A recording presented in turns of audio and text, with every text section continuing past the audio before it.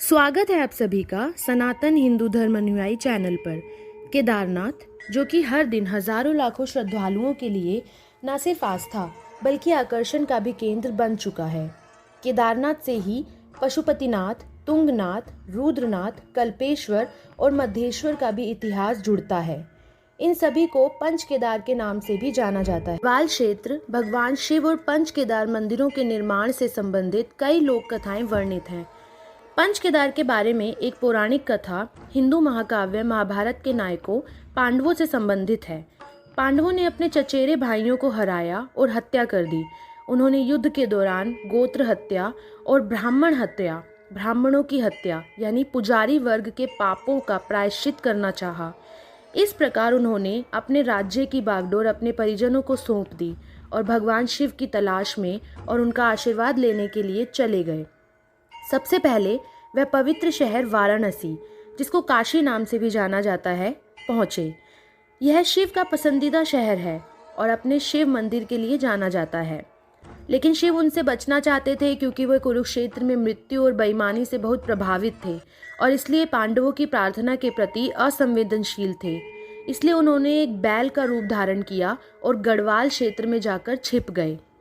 वाराणसी में शिव को ना पाकर पांडव गढ़वाल हिमालय चले गए।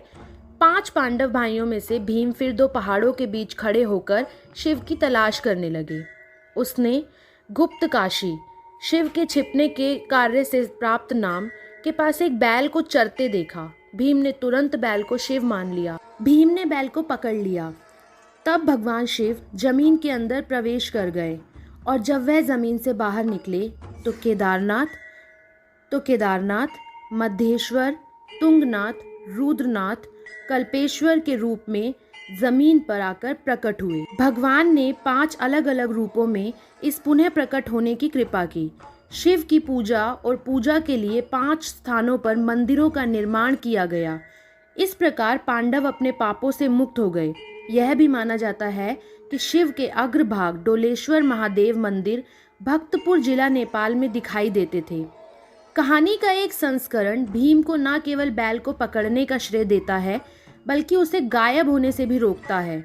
नतीजतन बैल को 5 भागों में विभाजित किया गया और हिमालय के गढ़वाल क्षेत्र के केदार खंड में 5 स्थानों पर दिखाई दिया।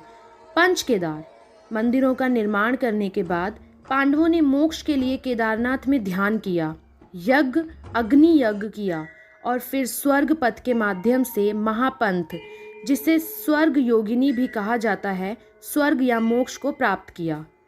पंच केदार मंदिरों में भगवान शिव के दर्शन की तीर्थ यात्रा पूरी करने के बाद बद्रीनाथ मंदिर में भगवान विष्णु के दर्शन करने के लिए यह एक अलिखित धार्मिक अनुष्ठान है। भक्त द्वारा अंतिम पुष्टि प्रमाण के रूप में कि उन्होंने भगवान शिव का आशीर्वाद मांगा है। धन्यवाद।